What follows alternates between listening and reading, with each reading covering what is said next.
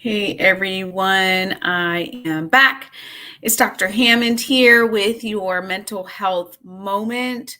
I hope that you've had a wonderful week. And just as a friendly reminder, this is the first Tuesday of a new month. So happy March. And every first Tuesday of the month is going to be devoted specifically to children's mental health. Thanks so much for those who are starting to join here. It's Dr. Hammond here with your mental health moment, and just reminding you today, I will be giving you some tips to help children, whether it's your own child, whether it's grandchild or niece or nephew or a person you know who has a child, or maybe you're an educator or someone in the space that works with children. And thanks for those who are still starting to join here. It's Dr. Hammond here with your mental health moment. Blessings to you as well. Um, so, so there's a lot happening, obviously, in the world. I completely understand that mental health, for those of you who watch Mental Health Moment, by the way, and are here for the very first time, welcome. It's Dr. Hammond here with your Mental Health Moment. And for those of you who tune in every single Tuesday at 8 p.m. Eastern Standard Time, go back. I do understand that this is a global community, so thank you for tuning in. I see that you're tuning in from all over. I appreciate you. So, oops, let me change that there. There we go. So this message really is for any child, really, no matter where this child may live in the world. But right now, it's really to think about how do we talk to children about a lot that's happening in the world, and especially when we see all of the images that we're seeing on social media with the situation with Ukraine and Russia and how different countries are responding to this. This is something that, as adults, as difficult as it may be for you to see these images and to see these photos and videos, it can be really, really distressing to kids who are trying to understand this information as well. Yes. Someone said, is this a real live? Yes, this is a real live. It's Dr. Hammond here with your mental health moment on March 1st. This is a live video today, but I wanted to talk to you about what's happening, as I mentioned, and how we can help kids through this time. And the first thing to really think about is that we have to be honest with them, but age appropriately honest with them. And what I mean by that is, let's say we're having a conversation with an elementary schooler about a war and what is happening. It can be very scary. And younger children, and hi, thanks for those who are still starting to join here. Younger children have a lot of questions, especially the rumors and untrue information that we may hear as adults. We may understand what's true, what's not true. Well, some of the time, but for kids, because they live in a different reality sometimes, the things that they hear, they take that to be true. A lot of things they hear, they take that to be true. And that could be very scary. So it's important for us, number one, to be having honest conversations with the children in our lives, age appropriately, about what's happening in the world, especially, as I mentioned right now, everything happening with Ukraine. One of the questions that kids typically ask a lot is if they are safe. And again, I recognize that I'm speaking to people all throughout the world here on mental health moments. So one of the things I would encourage as a psychologist when we're having conversations with kids thinking about their mental health is the truest statement is, as a family member, friend, or whomever you are for this child, I think it's safe to say that most of us would do our best to protect this child, but I would never say we can promise that nothing bad will happen. That would be a lie, right? We can't promise nothing bad will ever happen to this child, but we can have conversations like, we will do our best to protect you. Because I think most times that is the answer that is truest. So I want you to really think about that, because especially for our younger crowd here and the younger kids, they're in a developmental stage where they are learning and hopefully believing that the world is safe for them, which helps them physically to understand their surroundings, but also mentally to not get in a place where they're always anxious or they're always depressed or they're always concerned about what's happening. And what's fascinating is that have had the opportunity to meet kids from different parts of the world, and one of the things I can say with living in the US and visiting other parts of the world where there's different types of resources, what's fascinating to me is kids and their understanding of what's going on around them is honestly based on what's being told to them. Because I have seen children who have very, very little when it comes to materialistic resources, and they are the happiest kids I've ever met with very limited resources because of what they're being told about their surroundings.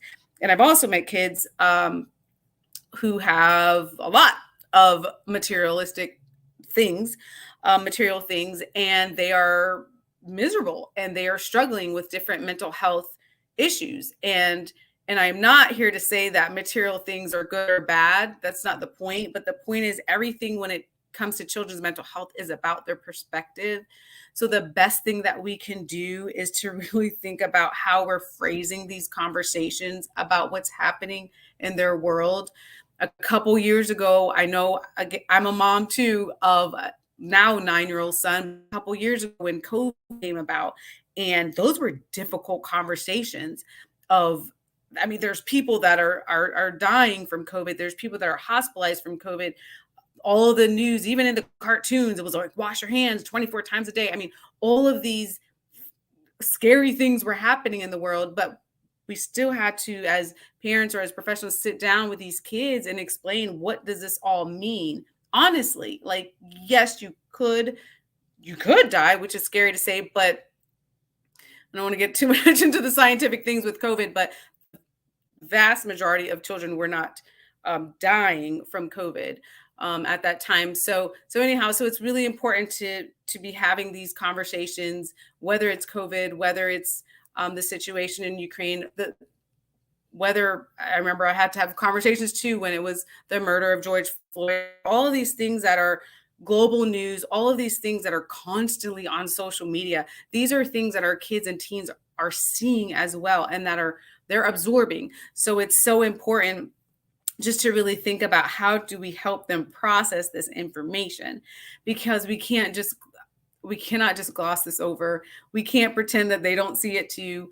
And again, as I mentioned to you before, I promise you, because I've talked to a lot of kids in my career,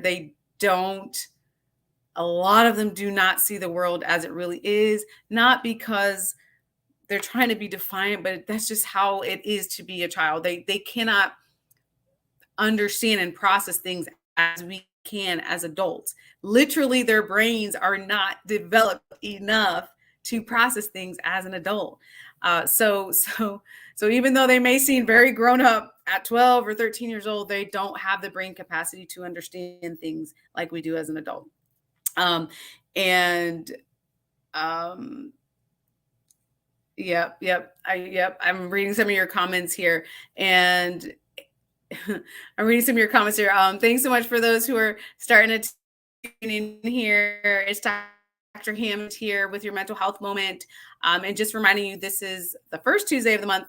So talking today about children's mental health, and talking today about how do we talk to kids these very difficult conversations levels. Another tip I want to give you is to remember to, as much as possible, depending on their age, try to limit some of the exposure. Especially, again, like I said, right now, I know my social media feeds, it depends what you tune into, but are really bombarded with a lot of difficult images, a lot of limiting their exposure.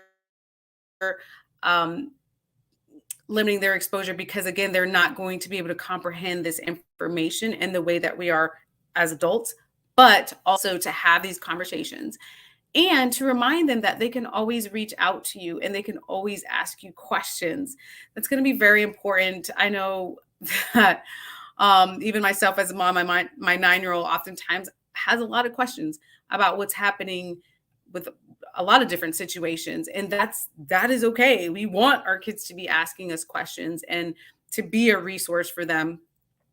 And something that someone asked me once, which I thought was very interesting as a psychologist, but they asked, like, do kids really need therapy? Like, what's this therapy thing? Like, do they really need therapy? And what I will say is for some children, yes.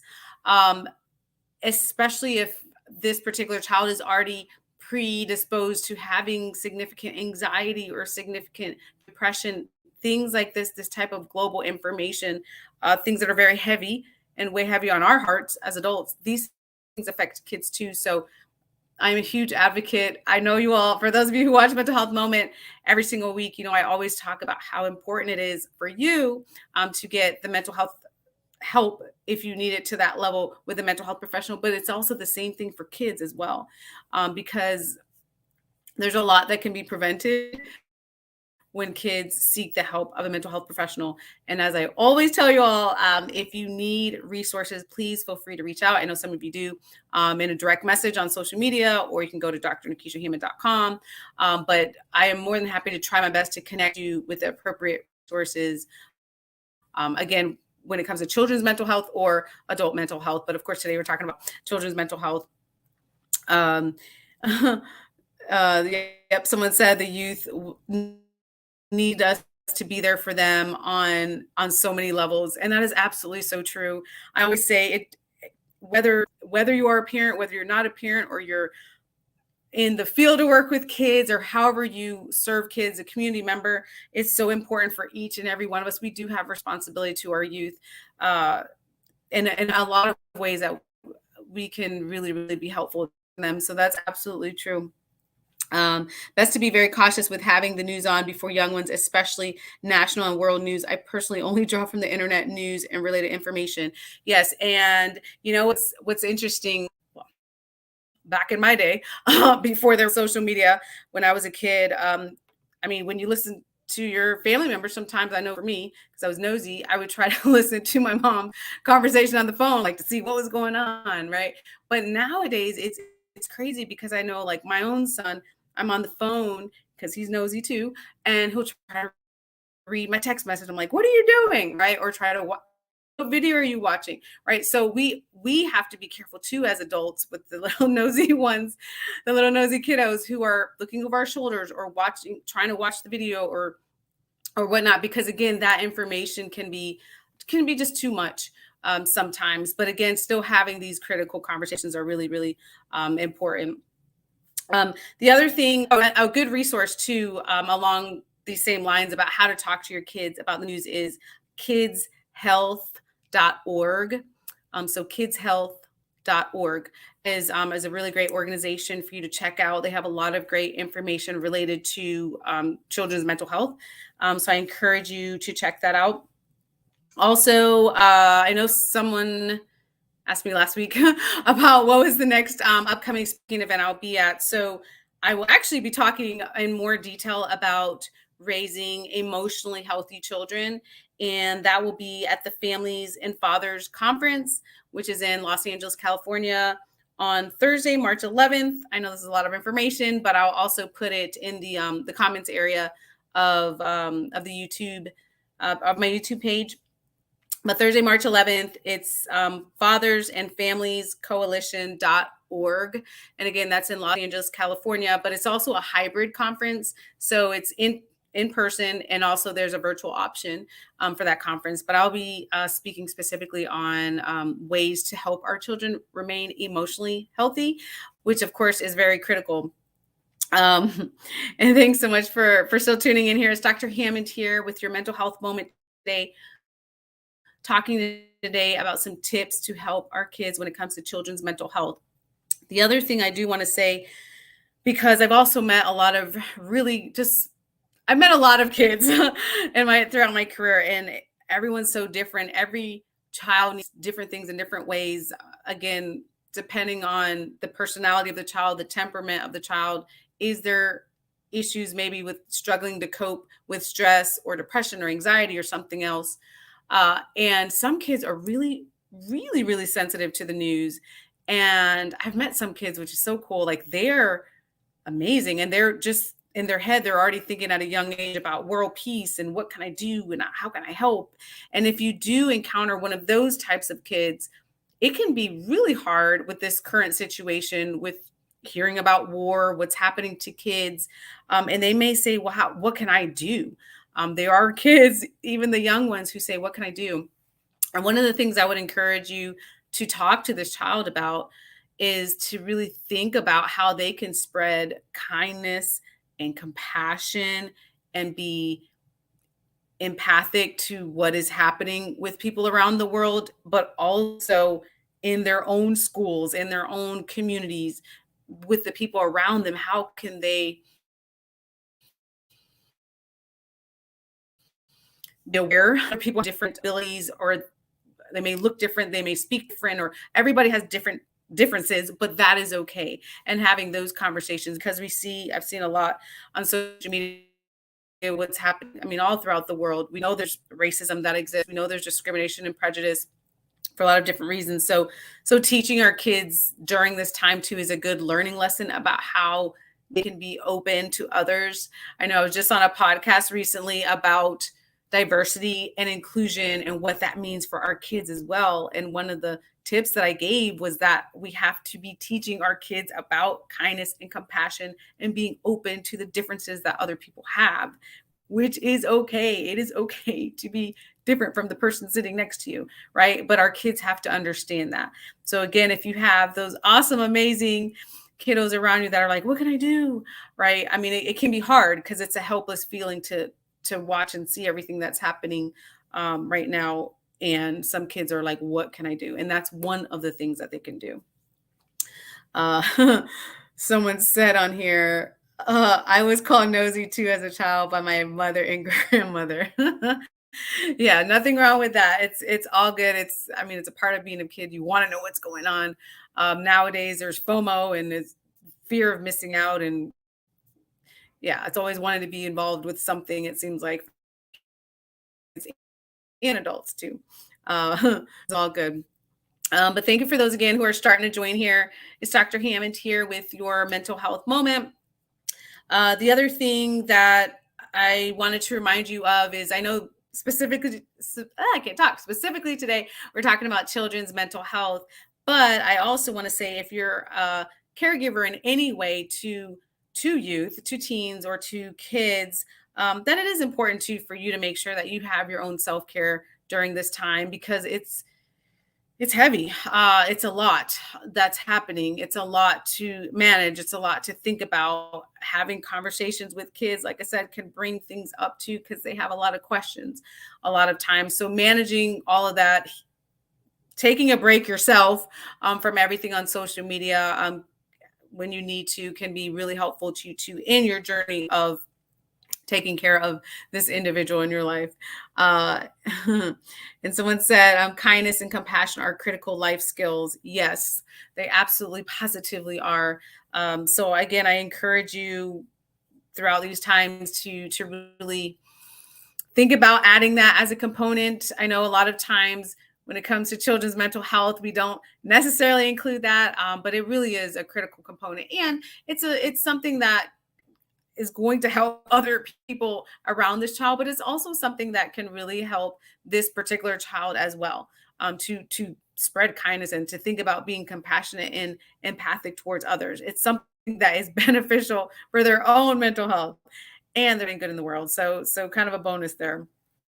Uh, and very important to have self-care. Yes, extremely important to have self-care. And self-care, again, for you, if you're a caregiver in any way to a child, but also for that child as well. Like I said, they definitely need a break from social media or wherever they're getting their information. And again, limiting exposure. I mean, I've seen a lot. It feels like this past week. And what's interesting is I remember when I was growing up, there was no social media. So I remember reading about wars in textbooks, and that's how I got information, which is very different when you read a book and some of the pictures are in black and white, and your mind says as a kid, okay, that was something that happened a long time ago. But now kids are seeing videos and photos and really graphic things about a war zone and things that are happening to kids their age. So again, we're in a different era. This is a digital era that we're in. So that's why it's even more important to make sure that we're protecting kids and having these conversations and making sure we're watching what they're being exposed to. Mhm. Um, and someone said, yes, balance is so needed. Yes, absolutely. I couldn't agree more. It's hard to get people to care. You know, that's an interesting point. I strongly think that we we have to try as hard as we can. I do know as a mental health professional, I wish I had a magic wand. I always say that. And I wish that the billions of people that lived on this planet could all be great, amazing people who all cared.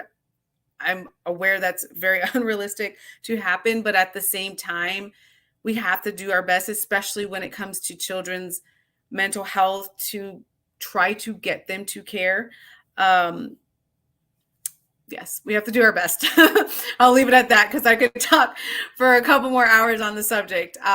But we do our best, and we do the same thing in the mental health field. I think as a community member, you can also do the same thing as a parent, as a grandparent, aunt, uncle, godparent, or whatever way that you serve kids. We do our best. That's what we do. Are there guarantees? Absolutely. I can't say this mental health moment will guarantee anything, but I can say that we do our best.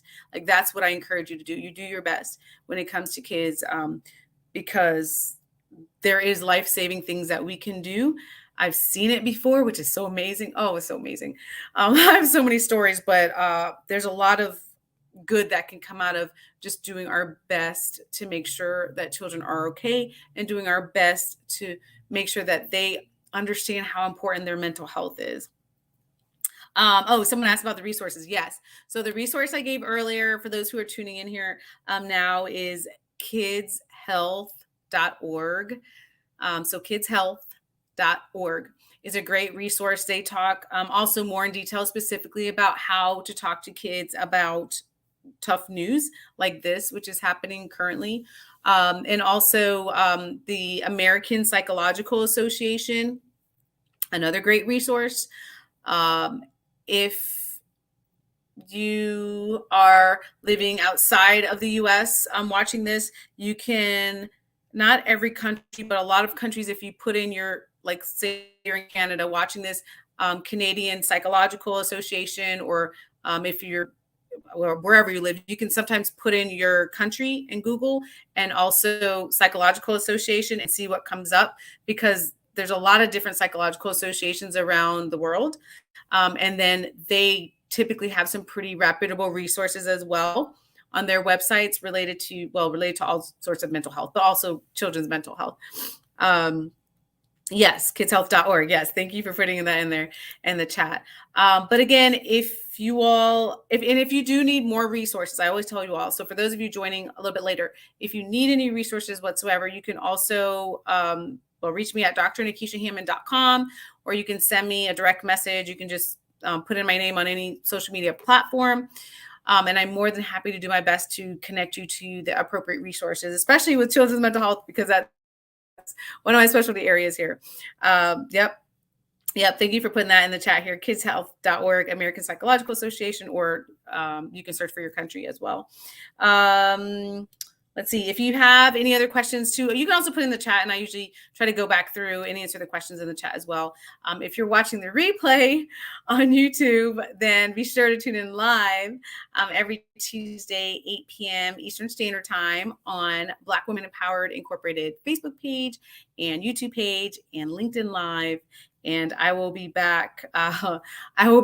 Next Tuesday at 8 p.m. Eastern Standard Time. So be well. Take care of yourselves, and I'll see you all next time. Bye, y'all.